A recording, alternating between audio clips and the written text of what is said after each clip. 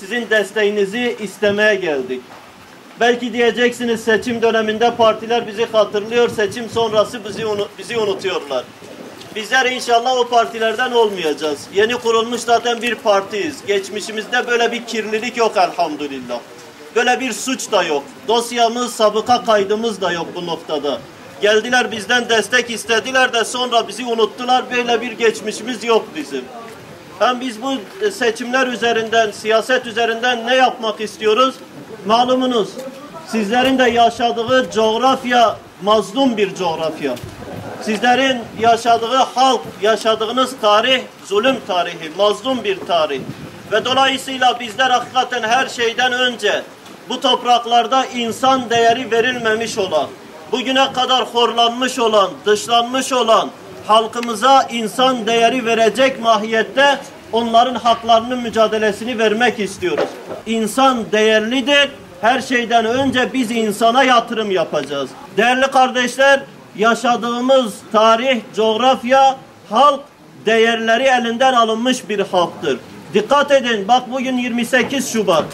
Darbe görmüş ülkenin tarihidir 28 Şubat. Habire darbeler yaşamışız. Kimlere yönelik darbe yapıldı? Dindar halka yönelik darbe yapıldı. Dindarlara yönelik, Müslüman halka yönelik darbe yapıldı. İmam hatipler yasaklandı, başörtüsü yasaklandı. Bu ülkenin dini değerlerine düşmanlık edildi. Zaten bir 100 yıl öncesine gidersek Kur'an yasaklandı, camiler ahırlara çevrildi, alimler asıldı, alimler zindanlara dolduruldu. Ne yapılmak istendi bunun üzerinden? Bunun üzerinden bir halk dinsizleştirilmek istendi, ahlaksızlaştırılmak istendi. Ve bunu da büyük ölçüde becerdiler, başardılar. Biz de diyoruz ki tekrardan güçlü araçlarla elimizden alınan değerleri ve hakları tekrardan kazanmak için bizler siyasete girdik. Ve bunun yolu da idare makamlarında olmaktır. İdare makamlarının veya belediyelerin gücünü kullanmaktır. Bizler idare makamlarını kötülüğe karşı mücadele etmek için elimizin güçlenmesi amacıyla istiyoruz. Belediyeler insanın elinin güçleneceği yerdir. Topluma hizmet edecek, toplumun hem maneviyatına hem maddesine hizmet edecek yerlerdir. Bize de düşen iyiliği mükafatlandırmaktır, iyiliğin karşılığını vermektir.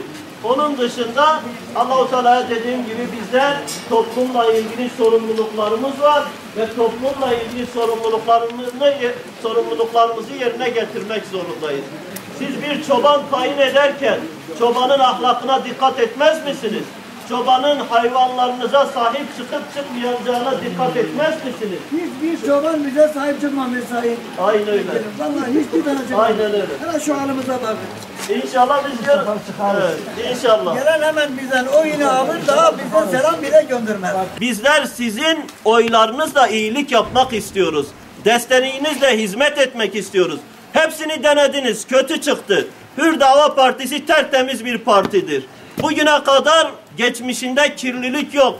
Ne bileyim söz verdi, sözünde durmamazlık yok.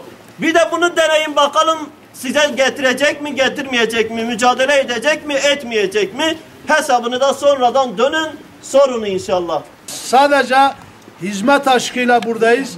Vallahi encümenlikten benim bir beklentim de yok. Bize maaş da vermiyorlar. 5 gün ayda toplantıya katılıyoruz. Bize 5 yomya veriyorlar. Bizim derdimiz, amacımız hizmet. Ben burada eğer size bir hizmet yaparsam mutlu olurum. Sevinirim, rahat ederim. Ama yapamazsam üzülürüm. Artık takdir sizin verirseniz biz de sizlere hizmet etmeye taahhüt ediyoruz, söz veriyoruz. Artık takdir sizindir. Hepinize saygı ve hürmetlerimi sunuyorum kardeşler.